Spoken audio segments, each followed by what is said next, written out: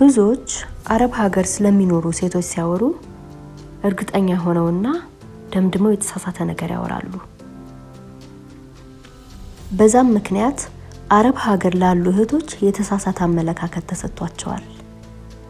አንዲት ሴት አረብ ሀገር እንደምትሰራ ከተናገረች ያልተማረች፣ አለባበስና የልብስ ምርጫ የማታውቅ፣ ምንም አይነት ዘመናዊነት የማይገባት፣ ምንም አይነት ችሎታ የሌላት እንዲሁም በወንዶች የምትታለል እንደሆነች ይታሰባል። እውነታው ግን ከዚህ በተቃራኒ ነው። አረብ ሀገር የሚሰሩ የተማሩና እውቀት ያላቸው ብዙ ሴቶች አሉ።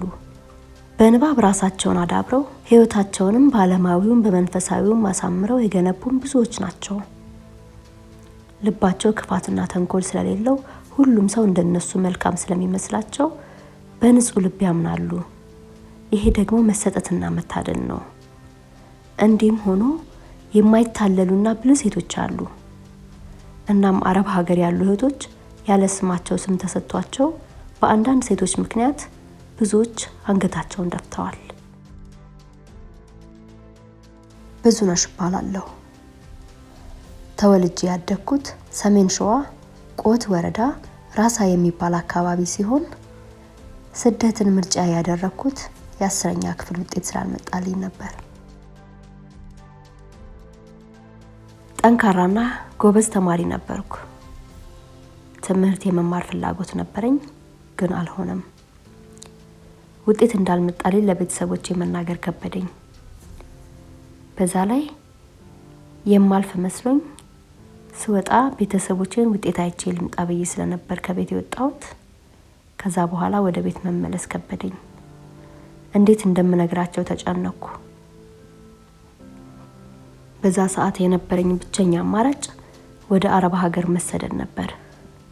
ወደ ቤት ከመመለስ ይልቅ ወደ ስደት እግሬን አስቀደምኩ። ከነሱ ርቄ ሄድኩ።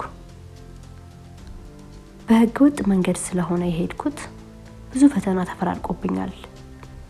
መቼም በዛ መንገድ የተሰደዳችሁ እህት ወንድሞቼ ያለውን መከራ ስቃይ ታውቁታላችሁ። እኔም ያን መከራ አልፌ ከአንድ ወር ከ15 ቀን በኋላ ደረስኩ።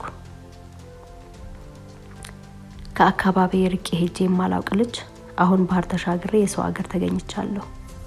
ከቤተሰቦቼ ርቄ ሄጄ ስለማላውቅ እዛ ከደረስኩ በኋላ ምንም ያህል ጊዜ ሳልቆይ ነበር ናፍቆታቸው ያቃተኝ። ሐሳቤ ሁሉ ስለነሱ ሆነ። ደውዬ አናገርኳቸው። ድምጻቸውን ስሰማ ትንሽ ተረጋጋሁ። ያረፍኩበት ማረፊያ ብዙ ሰው አለበት። ሁሉም ስራ ቆይተው ሲመለሱ ድካማቸውን የሚያራግፉበት ቦታ ነው። በትንሽ ቀን ውስጥ ምሽት ላይ ሁላችንም ተኝተን እያለ ከመካከላችን ጩኸት ሰማን። ሴትየዋ ድምጿን ከፍ አድርጋ ታለቅሳለች። ሁሉም ከተኙበት ተነስተው ሊያስቆሟት እየሞከሩ ነው። እሷ ግን እናቴ እናቴ እያለች ማልቀሷን ማቆም አልቻለችም። ከአንጀቷ ነበር የምታለቅሰው። እነሱ ሲያዋክቧት አፏ ውስጥ ጨርቅ እያደረገች ማልቀሷን ቀጠለች። በጣም ነበር ያሳዘነችኝ። እናቷ እንደሞተች ስትናገርማ ጭራሽ ልቤ ተሰበረ። ተነስታ ወደ ጓዳ ስትገባ ተከትያት ገባው። በእድሜ ትልቅ እንደሆነች ታስታውቃለች። ወደ እሷ ቀረብ ብዬ እግዚአብሔር ያጽናናሽ በማለት ነበር ወሬ የጀመርኩት።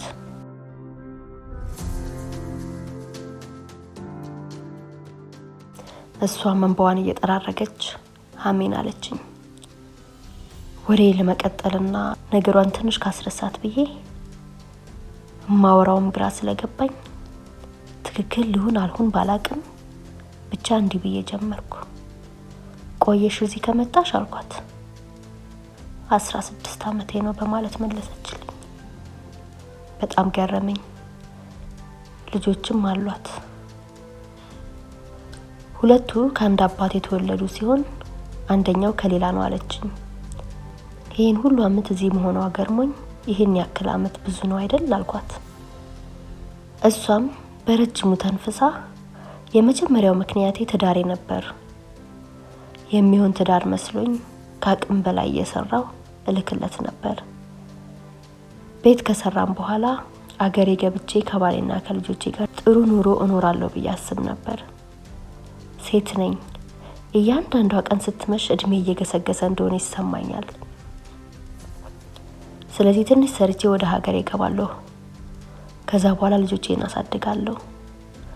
የስደትን ህይወት ዳግም አልመኘውም ብዬ አርቄ አሰብኩ።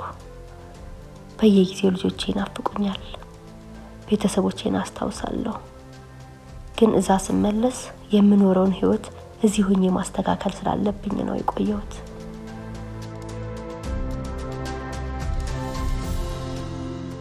ከዛ በኋላ ግን ወደ ልጆቼና ወደ ባሌ ሄዳለሁ ብዬ ተነሳሁ። ግን ከመሄዴ በፊት አንድ ነገር ሰማሁ። እሱ እኔ በመልክለት ገንዘብ ቤቱን ሰርቶ ሌላ ሚስት እንዳገባ ነገሩኝ። ከዛ በኋላ የነበረኝ አማራጭ ልጆቼን እናቴ ጋር አድርጌ እዚሁ መስራቴን ቀጠልኩ። ሁለተኛው ምክንያቴ ደግሞ ቤተሰቦቼ ናቸው። ማለትም ወንድሞቼ በባህር ሲሰደዱ ገንዘብ ያስፈልጋቸዋል። የእነሱን ጎዶሎ ሞላለሁ ስል እድሜን እዚሁ ጨረስኩት አለች። በሀዘኔታ እሷ ታሪኳ ስትነግረኝ እኔ ስለ ራሴ አስብ ነበረ። ከዛም እሷም ትረፍ ብዬ እኔም የትኛው ነገር እንደረበሸኝ ሳላውቅ ራሴን ወጥሮ ስለያዘኝ አንቺም ረፊ እኔም ልረፍ ብያት ወደ መኝታ ተመለስኩ።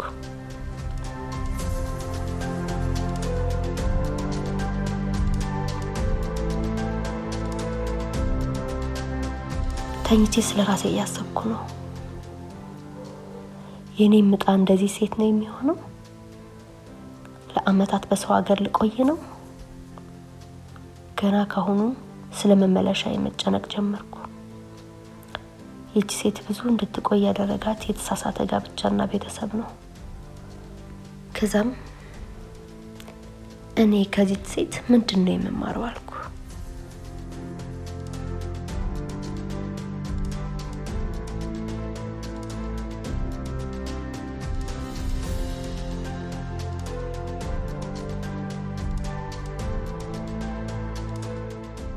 እኔ ከሷ በተሻለ ብልህ መሆን አለብኝ።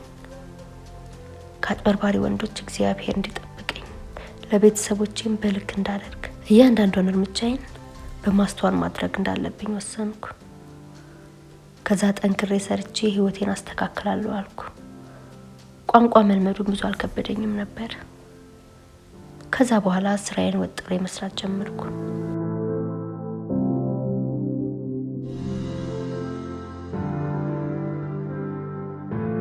ትዳር ወደሚባለው ነገር ላለመግባት እጠነቀቅ ነበር። ፍቅር የሚመጣው ብዙ ከመቀራረብና ከማውራት ስለሆነ ከወንዶች ጋር ያለኝን ግንኙነት ገደብ አበጀሁለት። ብዙ ጊዜ ግን የድብርትና የብቸኝነት ስሜት ይሰማኝ ስለነበረ ከሚያወሩኝ ከአንደኛው ጋር ትኩረት ሰጥቼ ጠለቅ ያለ ወሬ ማውራት ጀመርን። እውነትም ብቸኝነቴንና ድብርቴን ተጋራኝ። ቀስ በቀስ ደግሞ ወደ ፍቅር ገባን።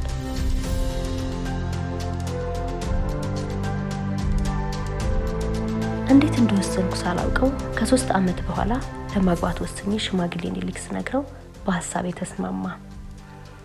የሚገርመው ግን እኔ ለቤተሰቦቼ ስነግር አልተቀበሉኝም። አባቴ አጥብቆ ተቃወመኝ። አንድ ቋሚ ነገር ሳይኖርሽ ስለምን ትዳር ነው የምታወሪው? ይልቅ ገንዘብ ተበድሬ ቦታ ገዝቼልሻለሁ፣ እዳሽን ክፈይ አለኝ። በአባቴ በጣም ተናደድኩ። እኔ ማግባት ፈልጌ ነበር። አባቴ ግን አይሆንም፣ በፍጹም አይሆንም አለ። በዚህ ምክንያት ከአባቴ ጋር ተጣላን። እናቴ መሀል ገብታ ልታስማማን ሞከረች። እሱ ግን አይሆንም አለኝ።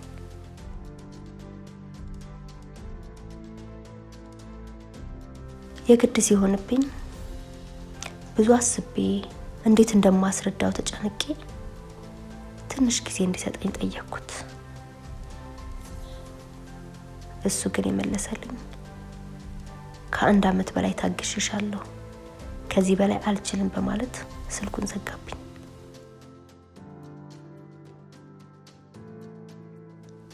በዛች ቅጽበት ያስተዋልኩት ነገር መጀመሪያም የእውነት እንዳልነበረ ነው። ምክንያቱም ለምን ብሎ እንኳን አልጠየቀኝም ነበር። ትንሽ እንኳን ሊያጽናናኝ አልፈለገም ነበር።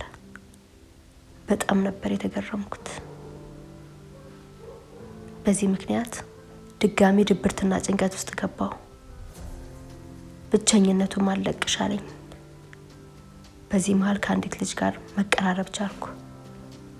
ከመልካም ሰው የዋለ መልካም ቦታ ይገኛል እንዲሉ እኔንም ወደዛው መራችኝ። ወደ አንድ መንፈሳዊ ማህበርም አስገባችኝ። ያ ማህበርም ባለን ጊዜ ምክንያት ፕሮግራሙን በኦንላይን ነበር የሚያስተምሩን። እኔም ከማህበሩ በማገኘው ትምህርት ነገሮች መስተካከል ጀመሩ። ድብርትና ብቸኝነቱም አልሰማሽ አለኝ። እንደውም ከዚህ በፊት አስቤው የማላውቀውን አሁን ማሰብ ጀመርኩ። ከዚህ በፊት ስለ ትዳር ሳስብ ማግባት የሚለውን ብቻ ነበር የማስበው። አሁን ግን የማስበው በተክሊል ማግባት የሚለውን ጭምር ነው።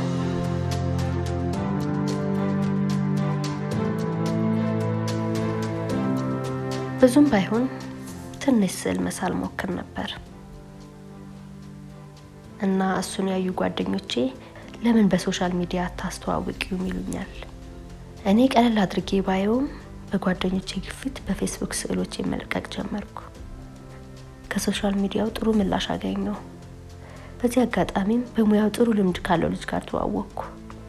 በነገራችን ላይ ሁሉም ነገር በአጋጣሚ ሳይሆን በምክንያት እንደሚሆን ያወቅኩት በዚህ የስደት ህይወቴ ነው። የምናጣው ልናገኝ እንደሆነ የምናገኘውም ልንማርበት እንደሆነ ማስተውያለሁ። እናም በጓደኞቼ ግፊት ወደ ሶሻል ሚዲያ በወጣ እግዚአብሔር ደግሞ እሱን ምክንያት አድርጎ ይህን መልካም ሰው ወደ ህይወት ያመጣው።